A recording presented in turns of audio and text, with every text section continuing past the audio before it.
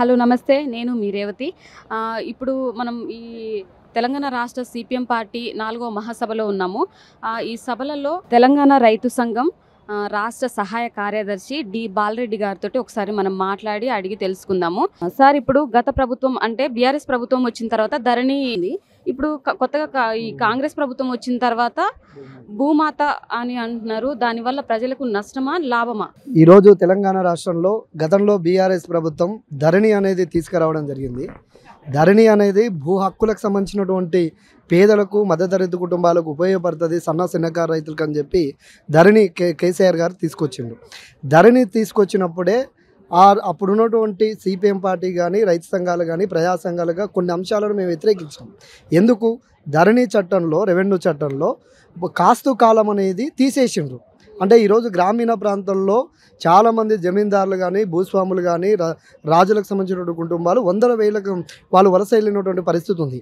ఆ భూములను మొత్తం కూడా దళితులు, గిరిజనులు, చిన్నకారు రైతులు గత 100 సంవత్సరాల నుండి సాగు చేస్తున్నారు. దానిలో ఉత్పత్తి పంటలను పండిస్తున్నారు, జీవనం కొనసాగిస్తున్నారు. కానీ ఆ ధరణిలో కాస్త కాలం తీసేయడం ద్వారా గత 100 సంవత్సరాలుగా భూమి దున్నుకొని సాగు చేస్తున్నటువంటి రైతులను ఈరోజు తీసేసి ధరణి వచ్చిన తర్వాత ఎక్కడో ఈరోజు ఇతర ప్రాంతాల్లో ఉన్నటువంటి అప్పుడున్నటువంటి రాజవంశీకులకు సంబంధించింది కానీ జమీందారులు కానీ పెద్ద పెద్ద భూస్వాములు ఈరోజు ధరణిలో వాళ్ళ పేర్లు చేర్చబడింది. గతంలో సీలింగ్ చట్టం కూడా వచ్చింది. ఒక రైతుకు ఈరోజు 25-30 ఎకరాలు 40 ఎకరాల లోపే ఉండాలని చెప్పి ఆ సీలింగ్ చట్టాన్ని అతిక్రమించి ధరణి వచ్చిన తర్వాత ఈరోజు వందల ఎకరాల భూములు ఈరోజు వాళ్ళకు సాగులో ఉన్నటువంటి పరిస్థితి ఉంది.